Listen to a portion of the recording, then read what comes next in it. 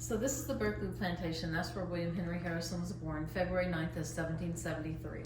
He was the youngest of a family of 7, called himself a child of the American Revolution, and he truly was. He was the last American president to be elected that had been born under British rule. This is his father, Benjamin V, the 5th generation Benjamin Harrison. They first came over to America in the 1600s. By the time Benjamin V is in charge, the Harrison family had 20,000 acres along the James River. They had a shipbuilding business and they had a mill. They shipped things overseas and brought mercantile items back, so they did a lot of business and were very wealthy. Benjamin V told William, because he's the baby of the family, he needed to go to college and get an education. So William Henry Harrison first studied to be a medical doctor in Richmond and then in Philadelphia. And he studied under Dr. Benjamin Rush, who was the most prominent American physician of the day, and Dr. Rush was another signer. While he was in medical school, William Henry Harrison's father passed away. So the family's concerned how they're going to support all the financial holdings of the family. So William withdrew from medical school before he was finished, but he still is the only American president that's ever been elected that studied medicine. When he's out helping the family, he starts thinking about what had been his personal ambition. What he wanted to do was be an American soldier and fight for his country, but his father had always discouraged him from that, telling him that soldiers didn't make any money. So now William wants to get into the Army. The trouble is, the American Army was not a professional organization at that time, so he writes a letter to a family friend for guidance, and that happened to be George Washington. George Washington was a personal friend of the Harrison family. When William wrote a letter to Washington asking for help, he said he was embarrassed to do so. And Washington assured William he was happy to help because he said, "I used to bounce you on my knee back at the Berkeley plantation where I used to visit." So William Henry Harrison, when he went into the Army, was able to recruit 80 men to join at the same time he did. At the time, our country had suffered St. Clair's defeat, also known as the Battle of the Wabash and the Battle of the Thousand Slain. It was the largest loss of American lives on American soil to date. So George Washington was frustrated with Arthur St. Clair, asking for his resignation, and he brings General Anthony Wayne, who Fort Wayne, Indiana is named after, Waynesboro, New Jersey, and a lot of other places. He wants General Wayne to build up this new professional American Army. So it's a couple years before they get enough people recruited and drilled and disciplined to make up this new army, and now the Americans fight again at the Battle of Fallen Timbers. This occurred along the Maumee River, a little south of where Toledo, Ohio is located today, and there really were fallen timbers because a tornado had went through a couple days before. Now both sides hide behind the fallen logs and fight. This time the Americans win over the Native Americans because they fought just like them. They fought guerrilla style rather than the formal English style, and General Wayne is credited with being the first American general to teach opposition forces training. Because Harrison was so brave and he performed so well, he got promoted to captain and then assigned to be the commander at Fort Washington. The fort is not there today. There's a drawing of it. It was located where the city of Cincinnati, Ohio is today. So while he's the commander, William Henry Harrison is in charge of troops and supplies. He has an occasion to take some military supplies down to Lexington, Kentucky, and he stops at the home of Peyton Short. Peyton was a friend of his from his Virginia childhood days. Peyton's wife Maria already has some company there visiting when Harrison shows up. Maria's stepmother and her single sister, Anna Tuthill Sims, are there visiting. Harrison is quite smitten with Anna. It's about time for him to get serious about settling down and starting a family. So he starts courting Anna. He learns from the ladies that their father is a wealthy judge, landowner, policymaker, and land speculator in the Northwest Territory, Judge John Cleve Sims. He was responsible for the Miami Purchase, which was a 330,000-acre Democratic settlement is growing family. So he wants to advance in the military, but there aren't any promotions going around in that part of the country at the time. He gets an invitation to become the secretary of the Northwest Territory, which would be like a lieutenant governor is today. The thing is, if he takes that political position, he has to resign from the military. And we already know that's what he really desired to do. So it's a big decision for him.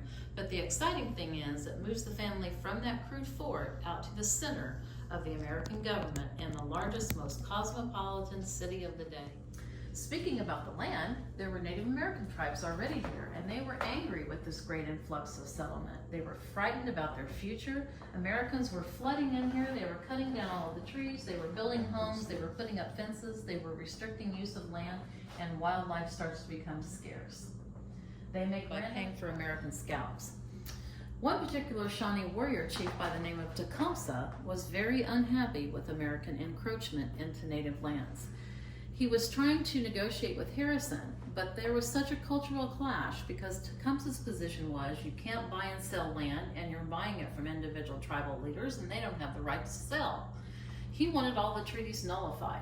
Harrison's job was to keep making treaties and acquire more land. He acquired over 50 million acres for the westward expansion of America through the treaties that were made with native leaders.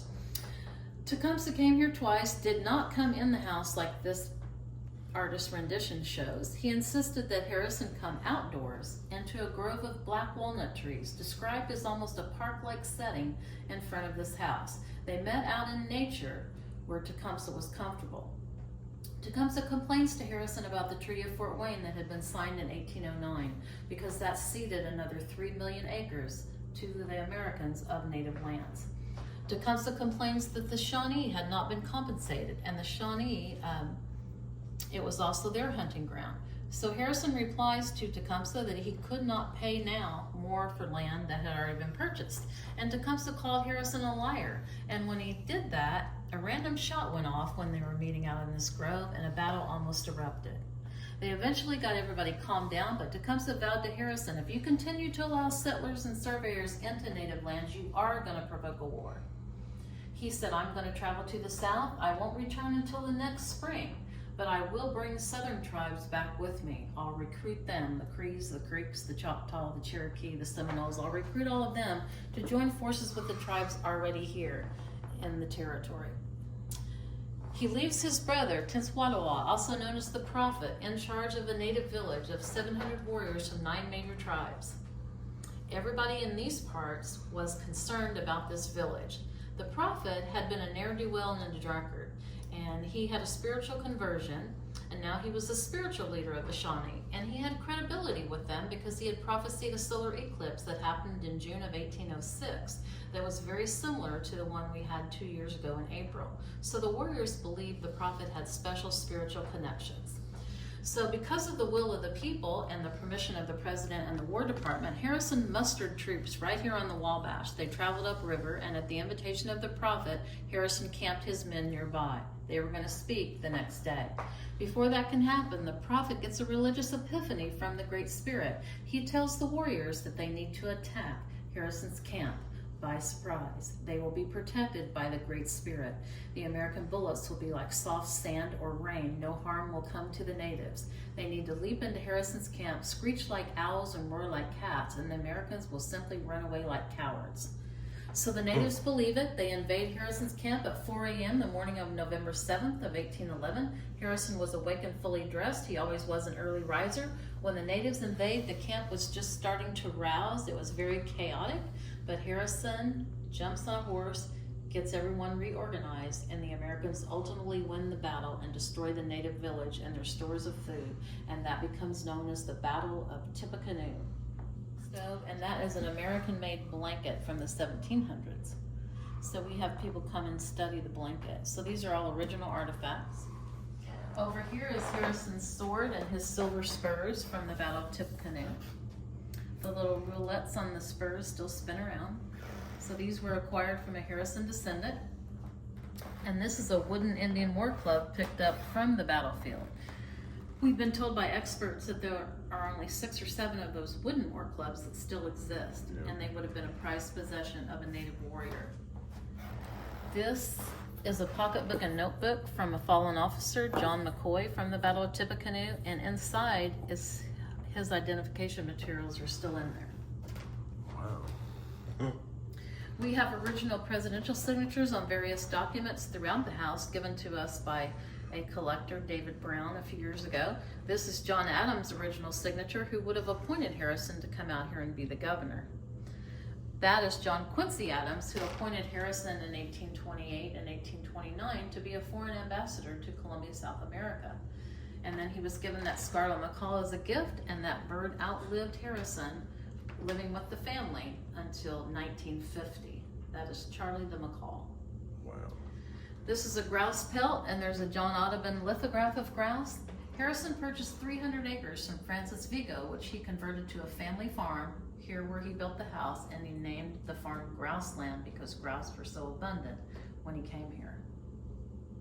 Jackson, whose original signature is right there, removed William Henry Harrison from his position of being a foreign ambassador because he didn't like Harrison.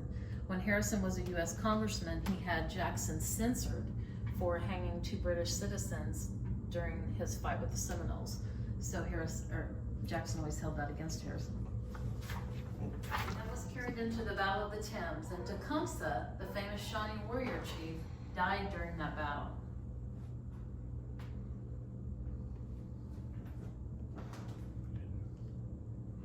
After he left Vincennes, because President James Madison asked him to.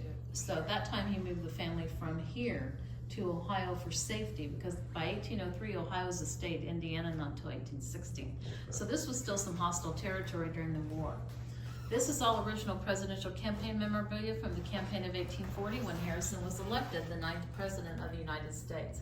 He ran in 1836, and the Whig Party's strategy was to run regional candidates to learn who had popularity. So Harrison was the Western candidate during the election of 1836, and he made a respectable showing. He came in second, and he garnered 70 electoral votes. But Martin Van Buren won that election. There he is right there in his original signature.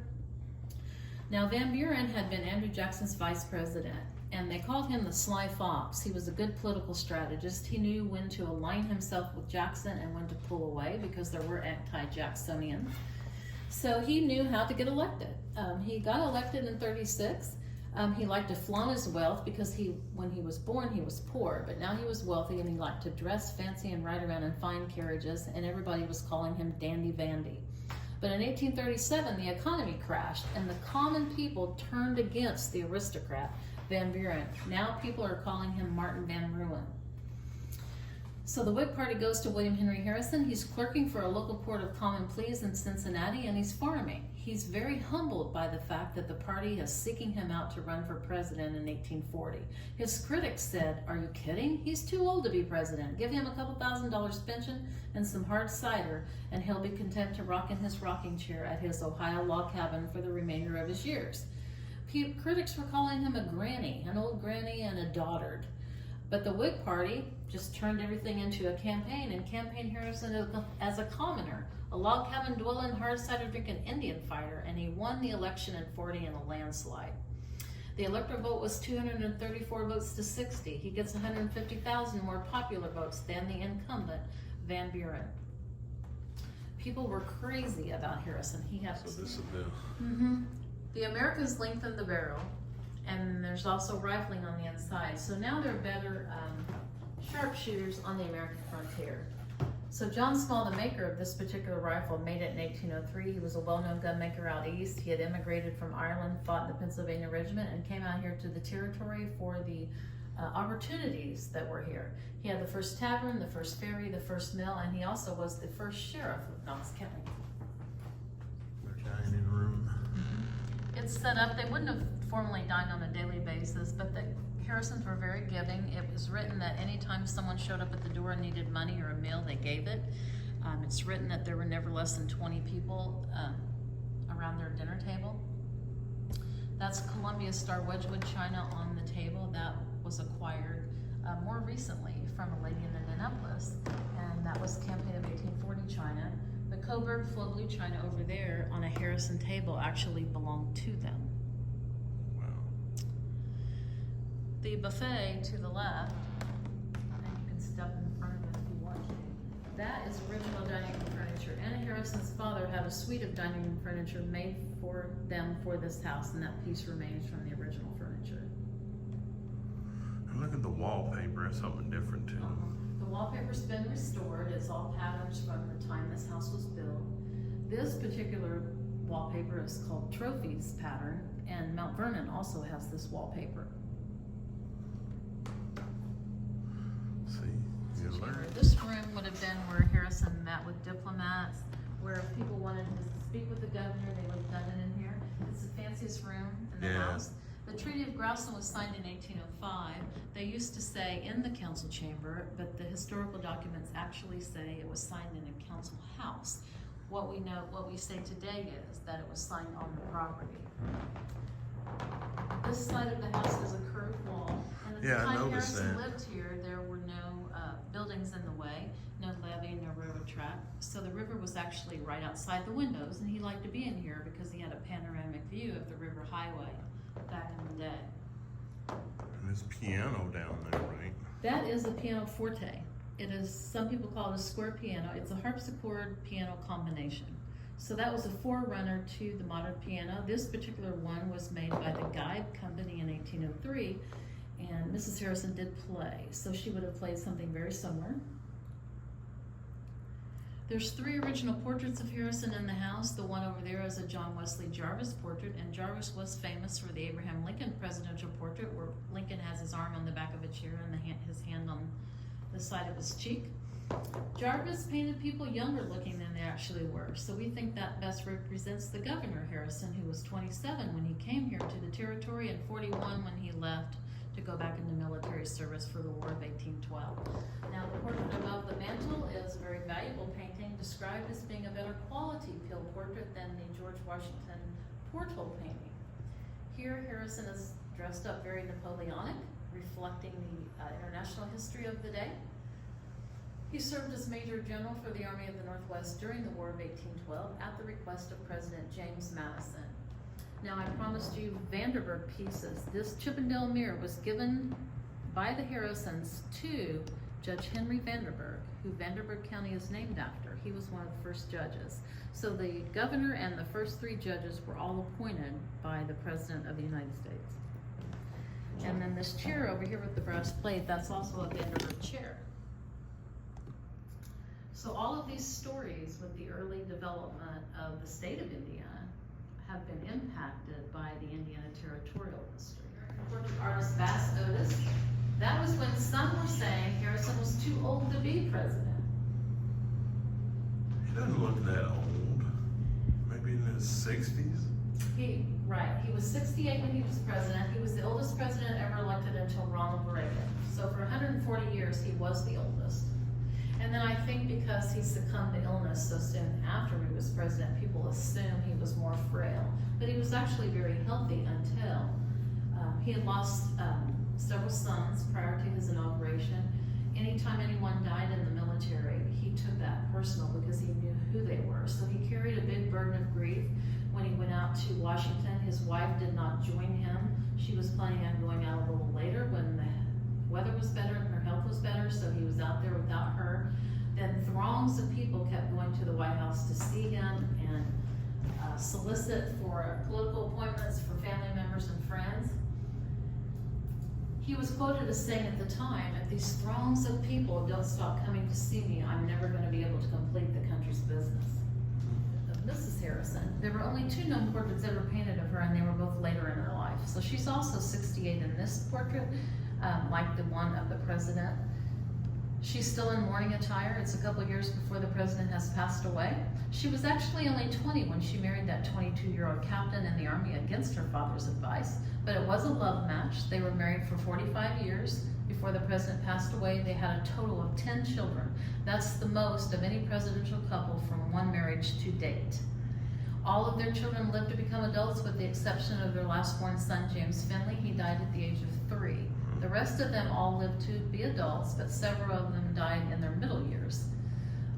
And by the time Mrs. Harrison passed away at 88 in 1864, she had not only buried her husband, she'd buried 9 of her 10 children. Now we'll go upstairs and see the bedrooms and the servants' quarters. Heading down the basement. Duck here, goose.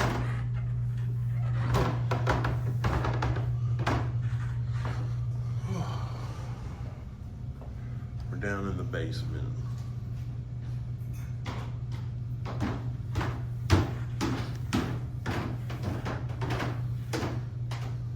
Okay, these happen to be the youngest of the American presidents. So we have a group on exhibit of them. big the youngest. Because we have this entire collection, we rotate them around so people can see them. These ledges are what's left of an archway that came together here, and it was gated. It was similar to that. When the Harrisons lived here, this was the powder magazine.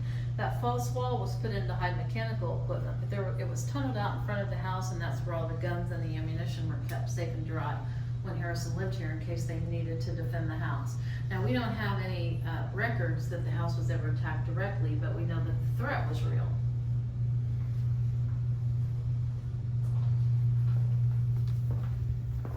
Now, one of the fortress features of the house, he did build the house fortress-like with the depth of the walls, and then there's an interior well.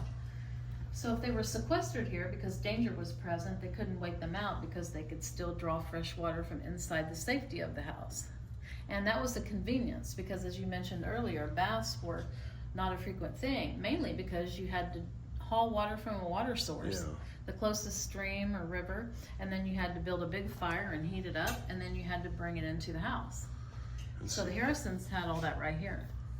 Inside and basically an indoor Yes. well instead of an outdoor. So if it was Yes. raining or snowing, all they had to do was go over there. Yeah. That is right. The insulation you can see up there, that is the mud and the plant fiber from the Indiana prairie. So there are a couple areas there in the ceiling that have been left exposed so you can see that. Yeah, like especially up there. Mm-hmm. Yeah. The wall curves down here at basement level just like it does above ground. So again, they had a real panoramic view of what was going on around the perimeter of the house. The windows were barred with beveled bars so that they could point their long rifles out there and defend the house if need be. See, that is a lot of history to take in. Uh-huh. This is, we call the wine room today because there's a wine press. We know from the records there were former gardens on the riverside of the property, grape arbors and fruit trees, and an apple orchard in the backyard, so it's likely wine was made and stored. And they did have a French drain in the corner that could drain away any wastewater. And then we have a collection of Native American artifacts. Indiana, the land of the Native Americans.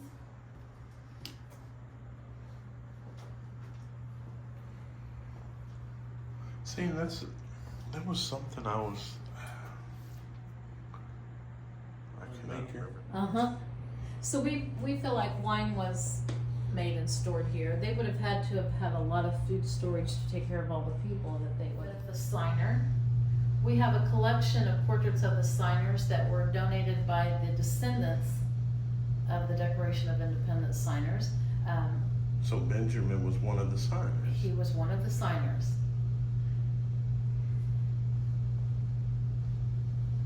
Happened to be an Indiana artist, a man from Worthington, Indiana. This is Zachary Taylor. That's his signature right there. Zachary Taylor was the captain of Fort Knox. He was here in Vincennes at the same time Harrison was here. He would have been a frequent visitor to the house. He goes on to be president number 12. Yeah. He was another Whig, and that's old Rough and Ready. And then we have another museum area in here. And then this is an inaugural punch bowl. That's campaign items, his common prayer book found in his pew after his death, a meat platter and Scottish china that was used here, a pitcher used here, his presidential silver julep cup, cast iron cookware used here, all original Harrison pieces. And these are all pieces that belong to associates of Harrison's, people that were here in the territory at the same time he was. The NBC sitcom Parks and Recreation did a Harrison episode, and they recreated the large campaign balls from the campaign of 1840. Back then they were made out of tin, paper, and leather with campaign slogans to get attention, and they rolled from campaign stop to campaign stop, and that coined the phrase, keep the ball rolling. Then there are people that believe that Tecumseh and the prophet cursed the American presidency. They call it the curse of the Great White Fathers. They feel like that explains why Harrison died so soon after he was elected, and an American president did die every 20 years in office after that until Ronald Reagan barely survived his assassination attempt, and that broke the curse. There have been 38 different assassination attempts on American presidents. Of course, they were not all successful, fortunately, but it is a dangerous job. I do remember Lincoln and James Garfield Kennedy. Ronald Reagan as well, but I don't know if that was really considered an assassination. Somebody tried to shoot him. Attempt. It was an That was an assassination attempt. Okay. Well, and like Gerald Ford, they tried to kill him twice, but they weren't successful either time. And Teddy Roosevelt, they tried to assassinate him, but he had a leather wallet in his pocket. That stopped the bullet. Oh wow. And he continued on with his speech. Wow. These are all commemorative items. There's been a full category of Harrison questions on Jeopardy. Alex Trebek autographed a picture and sent it. Harrison was the only president that the Pez Company made individually as a Pez dispenser. And there's Thomas Jefferson. There he I is. just happened to see that. There's yeah. the man. Back into the brick wall for support. This is a picture of George Washington's Mount Vernon staircase, which this one is said to be modeled after. And there's George Washington's original signature on that document right next to it. And that's kind of how this design of the staircase was, right? Yes. This would have been private family living space, but it was documented when the Harrisons lived here. Sometimes there was wall-to-wall people sleeping here. These are the Ohio presidents that are here today on exhibit, which Benjamin and William are counted there. With the exception of James Monroe there on the cabinet. He was the last founding father and a Virginian. And here we have a family bedroom. Harrison was the president with the most quilt patterns designed and named in his honor. There's lots of variations of the wig rose quilt, the log cabin quilt, the tipping canoe pattern. Those are all attributed to Harrison. There are original mantles in all of these bedrooms. Those are a high federal style, similar to homes in Philadelphia. Our architectural team describes this house as a Philadelphia style home for a Virginia gentleman built in the Indiana Territory. Oh, wow. You see all these curved walls? Yeah. They allowed the air to circulate. That was a sign of wealth because it took a lot more time and materials to construct curved walls. Back around that curve is the Ambrose Whitlock bedroom. Ambrose Whitlock was the Army paymaster. He was a regular visitor here to Grouseland counting the Army payroll. At the time the Harrisons lived here, that would have been a family bedroom, but we have Whitlock's bed in there today, and we nod to Whitlock because he was here during the Harrison years.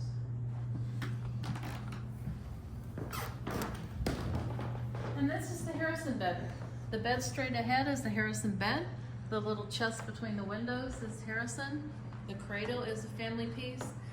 The candle table and the hickory Windsor chair to the right of it are family pieces. There's another original mantle here in this room. See, I always wondered about the top part. I said, most people don't have beds like that. They used to, so things wouldn't fall on people while they slept, like rodents or bugs. Oh, okay. So it's kind of a protective thing. Yes. And then some would have draperies around the bed, and that was for warmth. And then this is the nursery. The Harrisons had 8 children that were living with them here before they left Vincennes, and 2 more born when he moved the family to Ohio for safety when the War of 1812 started. By 1803, Ohio was a state, Indiana not until 1816. So he thought it was safer for the family to be in Ohio when he served as Major General during the war. Where there's all the fancy architecture for people to see, and we're going to go back through this little hyphen which connects to the servants' quarters. And there's nothing showy back here because the company wouldn't normally come back. This is where the servants stay.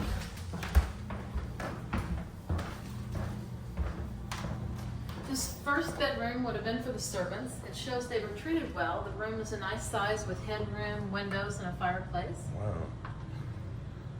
And today we have that full of furniture that belonged to Francis Vigo. He's the one who sold Harrison the property, and the Harrisons used Vigo's home while they were building this house. Now this shows some of the plaster labs. They're beveled and overlap, where one nail is holding 2 pieces of wood, and nails were precious back then. They had to each and every one be made by a blacksmith. Sometimes settlers, if they relocated, would burn down their existing house to retrieve the nails. When they got where they were going, they weren't worried about lumber. No conservation concerns back then. They would just cut trees, but they were worried about having access to a blacksmith. Now this bedroom has trundle units and rope mattresses. You had to have a wrench to tighten up your rope so you slept more firm. And these mattresses were filled with straw, twigs, and leaves. likely had little critters in there, and that's where we get the saying, sleep tight, don't let the bed bugs bite. These back bedrooms have cracks. You might have noticed those. We don't restore those because those are evidence of the New Madrid earthquake of 1811. You might have read where the Mississippi River flowed backwards. Church bells rang as far away as Boston and Philadelphia. Sidewalks cracked in Washington, D.C. 9 states were affected. Reelfoot Lake in Tennessee was made because of the earthquake. It's an underwater flooded forest. Now a fisherman's resort. So we know a lot about the earthquake here at Grouseland because Captain Miller was convalescing in this back bedroom after the Battle of Tippecanoe. He thinks they're under attack when the earthquake starts. Not knowing anything about earthquakes, nobody did. They thought it was the end of the world. There were salt spews and twisted trees. Logs would fall over cracks in the earth and people would cling to the logs thinking that would save their life in case the cracks opened up wider. That map there shows the New Madrid Fault. Yeah, that's what I was looking at earlier. Yeah, that's the New Madrid Fault and then the Wabash Valley Fault above it. Wow. And this is where we take registration. So. And this is kind of where you also have your merchandise as well. We do. This is our gift shop and registration. We have some rocks glasses and shot glasses with the musket ball because of the legend of the musket ball that reportedly came through the dining room window as an assassination attempt on Harrison's life. And then we have an Indiana artisan that makes these baskets, and she uses the center cuts, and she makes some other items too, but she uses the center cuts out of black walnuts. And so that helps tell the story of the Walnut Grove here where Harrison and Tecumseh met. Then we have another artisan that makes pieces out of gourds like the Native Americans used to do. And you can decorate those. We've had a gourd class here. This kind of reminds me of a birdhouse. Yeah. So just a lot of interesting things, a lot of reading material on Harrison and Tecumseh and some of the intriguing people and curious events of the Indiana Territory. And there's some soap. Wow. Got some handmade soaps. Got some William Henry Harrison presidential socks. We got presidential baseballs, presidential playing cards. Cards with the Indiana State Rifle, William Henry Harrison bobbleheads and some other presidential bobbleheads.